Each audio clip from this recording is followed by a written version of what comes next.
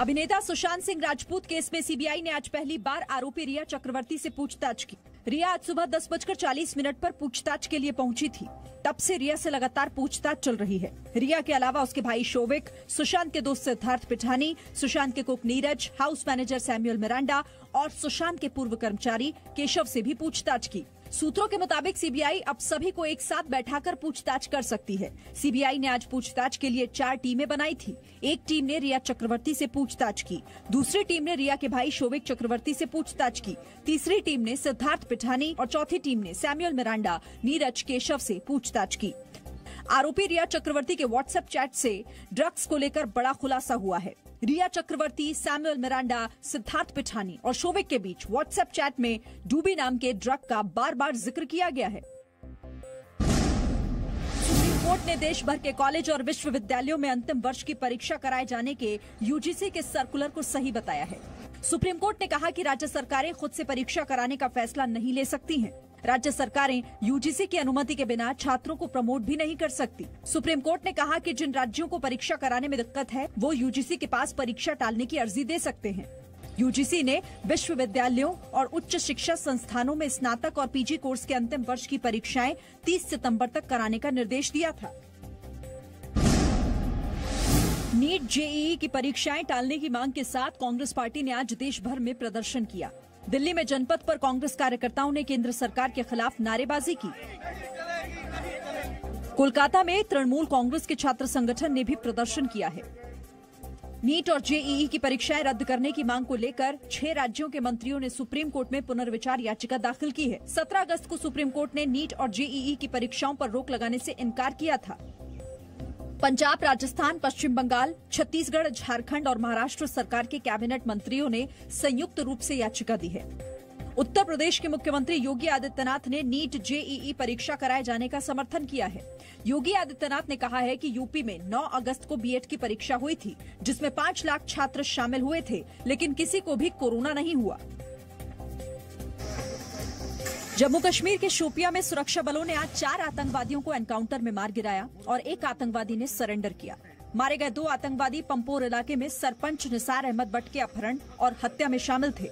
निसार अहमद भट्ट का अपहरण 19 अगस्त को हुआ था और आज ही उनका शव मिला। 2 AK-47 मिला है, 3 पिस्टल मिला है और एक हम लोग शोहेब जो मिलिटेंट है चरसू अवंतीपुर का, उसको जिंदा पकड़ने में कामयाब हो गए। उसका इंट्रोगेशन चल रहा है। सुरक्षा बलों को शोपिया में आतंकवादियों के छिपे होने की सूचना मिली थी, जिसके बाद आतंकवादियों को घेर कर एनकाउंटर शुरू हुआ। कश्मीर पुलिस ने कहा है कि पकड़े गए आतंकवादी से पूछताछ जारी है। श्रीनगर में सीआरपीएफ के एक जवान से हथियार छीनने की कोशिश हुई। इस मामले में एक व्यक्ति को गिरफ्तार किया गया। भारत ने आज पाकिस्तान प्रायोजित आतंकवाद पर कड़ा बयान दिया। विदेश मंत्री एस जयशंकर ने कार्यक्रम में कहा, आतंकवाद कैंसर की महामारी की तरह पूरे विश्व के लिए खतरा बन चुका है और जो देश सबसे ज्यादा आतंकवादी तैयार करता है, वो खुद को आतंकवाद का पीड़ित भी बताता है। Complicit in aiding, abetting, training and directing terror groups and associated criminal syndicates. To grudgingly acknowledge the presence of wanted terrorists and organized crime leaders on its territory. विदेश मंत्री एस जयशंकर ने कहा, पाकिस्तान ने खुद माना है कि उसकी जमीन पर दुनिया के कई मोस्ट वांटेड आतंकवादी और संगठन मौजूद हैं। इसीलिए दुनिया को आतंकवाद का समर्थन करने वाले देश के खिलाफ एकजुट होकर कदम उठाने होंगे। पाकिस्तान के प्रधानमंत्री इमरान खान ने अपने देश की अर्थव्यवस्था चौपट होने की आशंका जताई है।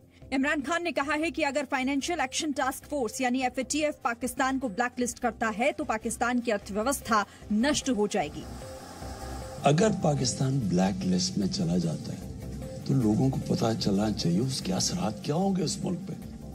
उसका मतलब होगा कि हमारे बैंकों के जिस तरह ईरान का हाल है, सारी डीलिंग्स खत्म हो जाएंगी। पाकिस्तान में आतंकी संगठनों पर कार्रवाई में नाकाम रहे इमरान खान का कहना है कि भारत लगातार पाकिस्तान को ब्लैकलिस्ट करने की कोशिश कर रहा है। वो तबाही होगी जो हिंदुस्तान कोशिश कर रहा है। कौन हमें कोशिश कर रहा है कि पाकिस्तान ब्लैकलिस्ट में जाए? मुसलसल 2 साल से हिंदुस्तान लॉबी कर रहा है इंटरनेशनल कम्युनिटी को कि पाकिस्तान को FATF की ब्लैकलिस्ट में डाला जाए।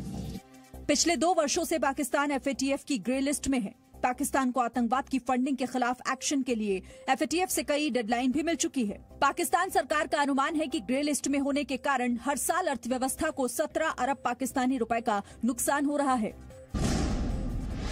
दुनिया की तीसरी सबसे बड़ी अर्थव्यवस्था वाले देश जापान के प्रधानमंत्री शिंजो आबे ने इस्तीफा दे दिया है। शिंजो आबे ने कहा कि अब वो पीएम पद पर बने नहीं रह सकते हैं क्योंकि वो सही से फैसले नहीं ले पा रहे हैं।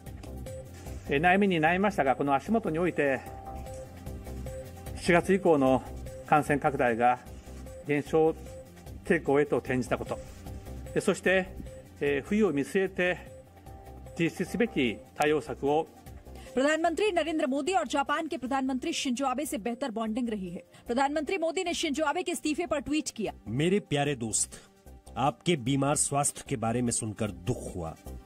हाल के वर्षों में आपके कुशल नेतृत्व और व्यक्तिगत प्रतिबद्धता के साथ भारत जापान की साझेदारी और मजबूत हुई है।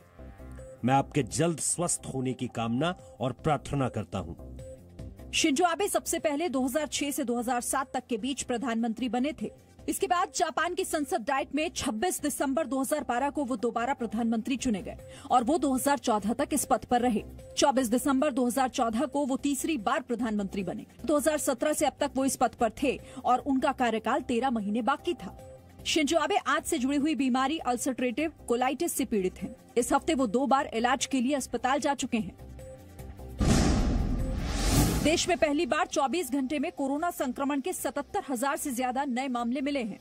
केंद्रीय स्वास्थ्य मंत्रालय के मुताबिक देश में कोरोना संक्रमितों की संख्या 33,87,500 हो गई है, जिनमें से 25,83,948 लोग ठीक हो चुके हैं। पिछले 24 घंटों में संक्रमण के 77,266 नए केस सामने आए और 1,057 लोगों की मौत हुई है और 60,177 लोग संक्रमण से ठीक हुए हैं। देश में कोरोना से ठीक होने वाले मरीजों का रिकवरी रेट 76.27% हो गया है। अब तक 61,529 लोगों की मौत हो चुकी है। देश में पिछले 2 दिनों से हर दिन 9 लाख से ज्यादा कोरोना सैंपल के टेस्ट किए जा रहे हैं। अब तक करीब 4 करोड़ कोरोना सैंपल के टेस्ट किए जा चुके हैं।